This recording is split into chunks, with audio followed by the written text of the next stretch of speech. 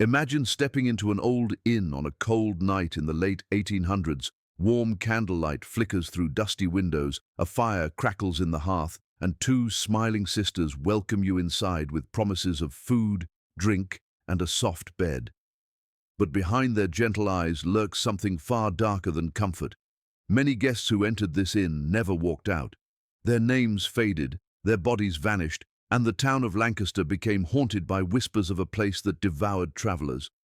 Tonight, we descend into a chilling chapter of history, one that blends hospitality with horror and sisterhood with sinister intent. In 1893, Lancaster was not a place many outside eyes looked upon with great importance. It was a town resting quietly between the growing hum of industrial cities and the lonely stretch of rural countryside where travelers often found themselves passing through out of necessity rather than choice. The world at that time was both changing rapidly and holding on to its older shadows. The cobblestone streets were uneven, and the lanterns that lit the walkways cast more darkness than light. The atmosphere in Lancaster carried the weight of a town that had seen far too much silence and not enough explanation.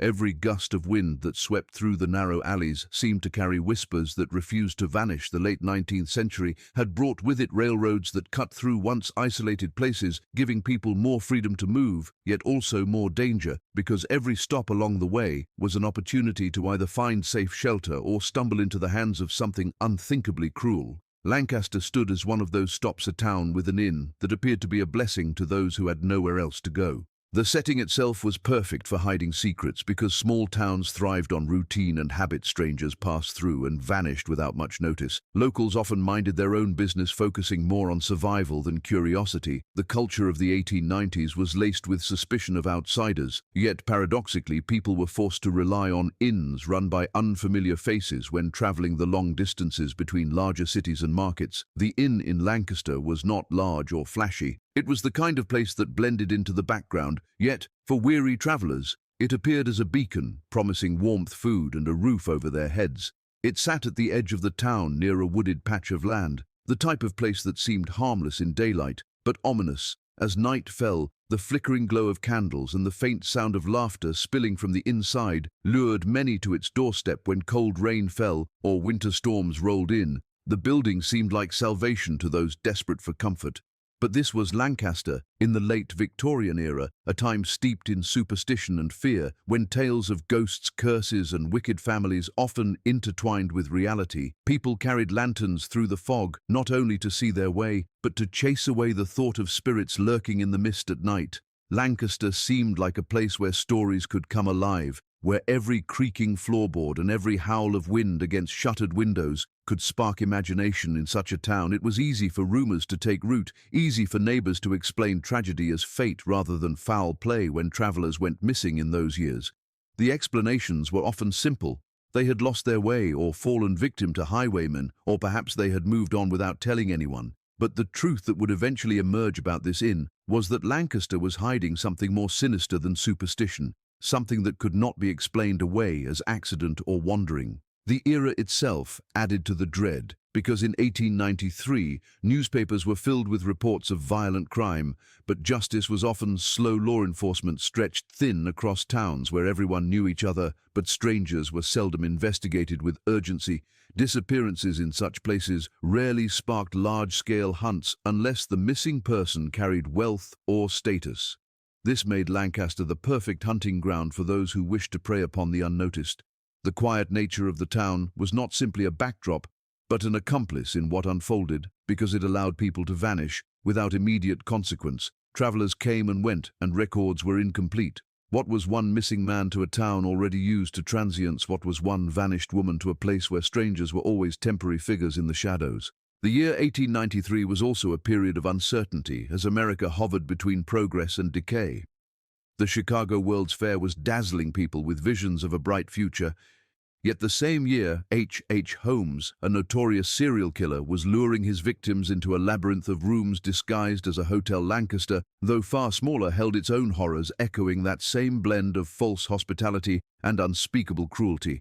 The inn run by two sisters stood as Lancaster's contribution to the darkness of the age, because here too hospitality was a mask. Here too weary travelers were invited to rest only to discover too late that they had walked into something designed to consume them. Every detail of Lancaster's setting made the existence of such a place believable. The muddy roads that swallowed carriage wheels, the fog that cloaked the town at dusk, the nearby woods where owls cried out like omens of death. It was a town that carried unease in its silence. The inn was the heart of that silence, and in 1893, when the rest of the world was moving toward modernity, Lancaster remained anchored in its shadows. It was the kind of town where danger did not need to scream because it thrived quietly behind closed doors, waiting patiently for its next visitor. The story of the serial killer sisters cannot be told without first understanding the role they played within the community of Lancaster and how their carefully constructed facade of kindness allowed them to flourish in plain sight in the 1890s. Women running an inn was not unusual. Sisters often inherited businesses or stepped into roles left vacant by widowed mothers or absent fathers. Their presence behind the front desk or in the kitchen was not considered threatening, but rather inviting to travelers who might feel uneasy staying in places run by stern men. The sisters of Lancaster understood this perception very well and used it to their advantage. They cultivated an air of warmth and innocence, presenting themselves as caretakers of weary bodies and souls, the kind of women who seemed eager to make a stranger feel at home with warm bread on the table and sheets freshly laid across a narrow bed. Their inn became known as a gentle place to stop, which is exactly what made it so dangerous. The sisters were skilled manipulators, but not in the obvious way of loud charm or dramatic displays. Instead, their gift was subtle. They knew how to lower the defenses of travelers through small gestures, a soft laugh, a question about a person's journey, a look of concern. When someone mentioned how long they had been on the road, everything about their manner suggested empathy and trust. They made their victims believe they were being cared for, when in reality, they were being studied, weighed and measured like prey. The sisters learned to identify those who would not be missed quickly. The solitary drifters, the merchants carrying coin without family waiting back home, the women whose faces were unfamiliar to the town's residents. By appearing as harmless as possible, the sisters disguised the cold calculations running behind their eyes.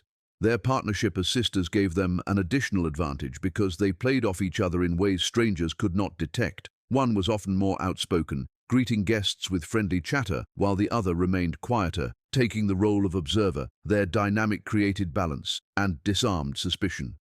The lively sister drew attention, while the quiet one studied silently.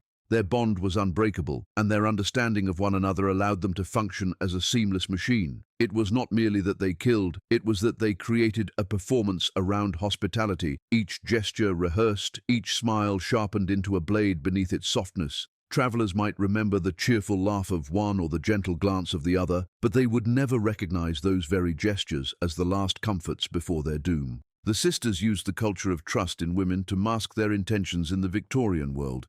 Women were seen as protectors of the home and symbols of purity, even in times of hardship. The idea of two sisters running a clean, orderly inn aligned perfectly with society's expectations. This made the contrast of their true actions all the more horrifying, because they did not simply commit crimes, they corrupted the very image of safety that weary strangers depended upon. The hearth that should have warmed became the lure. The bread that should have filled the hungry became part of the ritual of disarmament. The room that should have provided rest became a coffin cloaked by hospitality. Those who entered their inn were not dragged inside against their will. They walked through the door, willingly guided by the comforting presence of the sisters. The killers did not need to chase their prey across fields or stalk them through forests. The victims came directly to them, offering their trust freely and placing themselves in the sisters' hands. The genius of their cruelty was that they inverted the natural instinct of fear rather than avoid dark alleys. Travelers walked away from them to seek out the glowing windows of the inn rather than distrust the unknown. They believed in the familiar comforts of home represented by two smiling women. The trap required no force, only patience and the endless repetition of the performance. The sisters' ability to conceal their true nature extended beyond the inn itself. They engaged with the town as ordinary women, polite, courteous, and even charitable. When the situation called for it, they attended church, sat quietly in pews, and nodded along with hymns. Their neighbors may have whispered about strange events or unusual disappearances, but suspicion rarely fell upon them because they were seen as incapable of such evil. Their very identity as sisters, as women, as caretakers, shielded them from scrutiny. The duality of their lives was the very essence of horror, because they thrived in the gap between what they seemed to be and what they truly were. Their crimes were not simply murders, they were violations of trust, violations of innocence, and violations of the fragile sense of security that Lancaster's travellers depended upon. The inn was not merely a place of business for them, it was a stage for their performance, a stage where they played roles perfected through years of practice. One would pour drinks with a smile, while the other asked questions about the road. One would laugh gently at a guest's story, while the other disappeared briefly to prepare food in the kitchen. Their victims would see nothing but harmless routine, yet behind every movement, there was design, and every gesture pushed the guest closer to their fate. The sisters thrived because they understood that murder did not have to be brutal in appearance. It could be hidden beneath the rituals of daily life and the customs of hospitality that no one dared to question. The inn in Lancaster earned its reputation not for the warmth of its fire or the comfort of its beds, but for the whispers that followed those who vanished within its walls. Travelers would arrive weary from the long road seeking rest and relief, yet their departure was never witnessed. They checked in with heavy boots and tired eyes, but never checked out, leaving behind only silence and suspicion. The disappearing guests became the center of quiet dread in the town, though rarely spoken of openly, because in the 1890s it was easier to dismiss a stranger's absence than to admit the possibility of evil at work. The sisters understood this perfectly, and their selection of victims was never careless. They preyed on those who carried no protection, those who traveled alone with no family nearby to inquire about them, those who possessed enough wealth to make the risk worthwhile but not enough notoriety to spark an investigation. Their cruelty was measured, precise, and deliberate. Each disappearance followed a rhythm, almost like a ritual. The traveler would arrive sometimes late at night, drenched from rain or chilled by the cold. The sisters would greet them with their carefully practiced kindness, ushering them into the dining room, where a modest meal was offered, bread warm from the oven, stew steaming in clay bowls, sometimes a glass of dark wine to ease their exhaustion. The victims sat lulled into comfort, believing themselves fortunate to have stumbled upon such a welcoming place. When the hour grew late, one of the sisters would guide them up the narrow staircase to a room that smelled faintly of lavender, the sheets crisp, the candlelight soft. The inn gave every illusion of safety, and in that illusion, the guest allowed their guard to fall. It was then, when the darkness pressed against the shutters and the town lay asleep, that the final chapter of their stay began. The disappearances did not happen with spectacle. There were no cries that echoed into the streets, no signs of forced struggle. The sisters operated with a precision that erased traces, as if the guest had never walked through the door. The bed would be stripped, the belongings carefully sorted, some items hidden away, some sold quietly to merchants who asked no questions. The money pocketed, the body dealt with in ways the town could never confirm. Some claimed they buried their victims in the woods. Others whispered of trapdoors beneath the inn, leading to cellars where no lantern dared to shine. Still, others insisted the river carried the evidence away. No matter the method, the result was always the same. A person gone without a word, without a trace, without even the dignity of being remembered. The townspeople began to notice patterns, though they rarely voiced them too loudly. Travelers who had spoken of reaching Lancaster never arrived at their next destination. Names were written in ledgers at other towns, but ended abruptly at Lancaster. Merchants who promised delivery failed to appear. Women who had written letters from the road ceased their correspondence. Rumors began to fester like rot, spreading slowly through conversations held in hushed tones at the market or after church. Some said the inn itself was cursed, a place that swallowed people whole. Others believed the woods were filled with thieves who waited for travelers to stray too close to the trees. But always the sisters stood above suspicion. Their smiles, their soft words, their presence in the pews on Sunday morning shielded them from accusation. The guests had vanished. Yes, but who could believe such gentle women capable of such atrocities? The fear of the unknown wrapped around Lancaster like a shroud. The mystery of the vanishing guests transformed the inn from a place of rest into a place of dread. Yet the horror was not strong enough to keep travelers away. Necessity forced people to enter its doors, for the roads were long and the nights unforgiving. The inn thrived even under suspicion, because the illusion of comfort outweighed the risk of the unknown. A warm fire and a hot meal were temptations too strong to resist for the weary. And so the cycle continued. The sisters continued to welcome those who sought shelter, continued to feed them, continued to smile, and then continued to erase them as though they had never been. The vanished guests became ghosts in the collective imagination of the town, their names forgotten, their stories left unfinished, their belongings dispersed into the shadows of Lancaster. Each missing person added weight to the air around the inn, giving it a reputation that was never openly admitted, but always felt locals passed it with unease. Travellers eyed its windows with both relief and apprehension. Those who stayed within its walls often felt an inexplicable chill, as though the air carried memories of those who had been swallowed before them. Every missing guest was another thread in the tapestry of dread, until the inn itself was no longer merely a building of wood and stone, but a trap that wore the mask of hospitality. The vanishing of the guests was the sisters' legacy, not just the physical act of murder, but the creation of an enduring fear, a stain upon Lancaster's history that no candlelight could brighten. They turned the ordinary act of resting at an inn into a gamble with fate. They transformed the expectation of comfort into the certainty of danger. The guests who entered their care never knew they were walking into a carefully woven web until the final moment when escape was no longer possible, and their story ended not with farewell, but with disappearance. The disappearing inn itself became as much a character in the tale as the sisters who ran it. The structure seemed to breathe with secrets, its walls soaked in the silence of the vanished, and its very presence shifting like a shadow in the memory of Lancaster.